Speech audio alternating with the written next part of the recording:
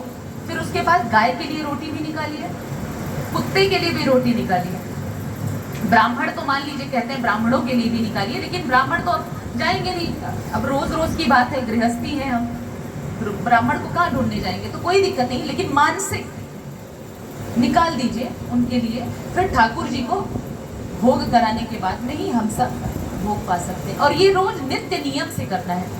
अच्छा, कल मैंने एक बात और नहीं बताई थी, विद्येश्वर संहिता में सूर्य भगवान की उपासना के बारे में विशेष जोर दिया गया है।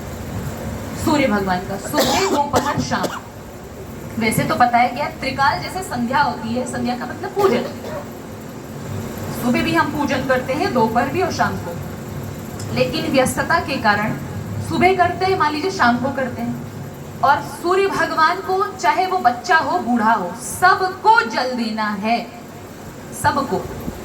और उसमें क्या डालना है, अब सभी माताओं को पता होगा, जब हम जल तैयार करते हैं सूर्य भगवान का तो उसमें क्या डालना होता है, अक्षत तो डालना ही डालना है, कुमकुम डालना है, हल्दी और मिश्री, मीठा मिश्री भी डालिए। अगर मिश्री नहीं है, अनुपलब्ध है, उपलब्ध नहीं है तो आप शक्कर ही डाल दीजिए, लेकिन डालिए जरूर, ठीक है।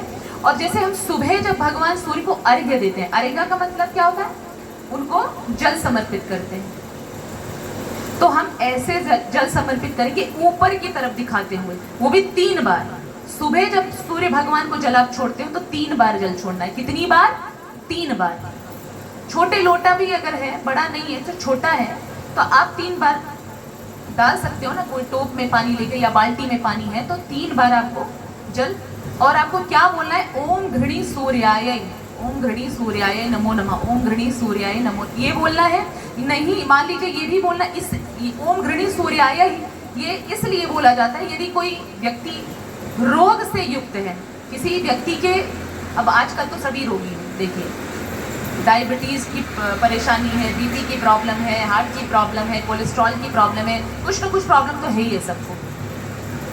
और ये प्रॉब्लम सबसे बड़ी चीज है कि चिंता की वजह से आती है, मैं बात बता दूं सीधा सीधा, लेकिन इससे दूर होने का ये सब रास्ता है, ये उपाय है। प्राकृतिक चीजों से जुड़िए, प्रकृति से जुड़िए। सूर्य नारायण भगवान ये सब साक्षात देव है, तो इन पे जल छोड़िए 3 बार। और यदि आप वैदिक मंत्र जो है गायत्री मंत्र, ओम भूर्भुवः स्वः तस्य वितुर्वरेण्यं, ये इससे भी आप 3 बार इसको बोलते हुए जल छोड़िए। और दोपहर में यदि आप, कोई माताएं बहुत ज्यादा परेशान हैं, तबीयत से बहुत ज्यादा परेशान है, तो वो दोपहर में भी जल छोड़ें। दोपहर में तो एक ही बार आपको जल छोड़ना है, ठीक है। और शाम को भी छोड़ना है जिनको ज्यादा प्रॉब्लम है। और शाम को कब छोड़ना है, जब सूर्य भगवान अस्त होते हैं, अस्त हो रहे हो, लालिमा जब छा जाती है सूर्य में, पूरा वायु, पूरा मंडल ही पूरा लालिमा छा जाती है, उस समय आपको जल देना है भगवान सूर्य को, लेकिन बैठ के देना है, खड़े होके नहीं, बैठ के देना है, नीचे की तरफ देना है, नीचे की तरफ आपको जल छोड़ना है, अपनी तरफ करके, जैसे ऐसे नहीं करके ऐसे छोड़ना है, हाँ अपनी तरफ ऐसे, और बैठ के, खड़े होके नहीं, जिनको ज्यादा परेशानी है। नहीं तो बाकी रोज यदि आप सूर्य भगवान का जल ऐसे डाल रहे हैं नित्य नियम से, तो आप देखेंगे, खुद ही इसका फल देखेंगे। तुलसी पूजन हमारे शास्त्रों में कहते हैं कि तुलसी पूजन भी होनी चाहिए। रोज अगर आपके यहाँ पे नहीं है वृक्ष, तो तुलसी का पौधा लगाइए और रोज सुबह शाम दीवा करिए, दीवा धूप बत्ती करिए और उनको भी जल छोड़िए, ठीक है। और कई लोग मुझसे पूछते हैं कि देवी जी भगवान शिव को तुलसी नहीं चढ़ता, लेकिन भगवान शिव को बिल्कुल तुलसी चढ़ता है। यदि आपको दुनिया में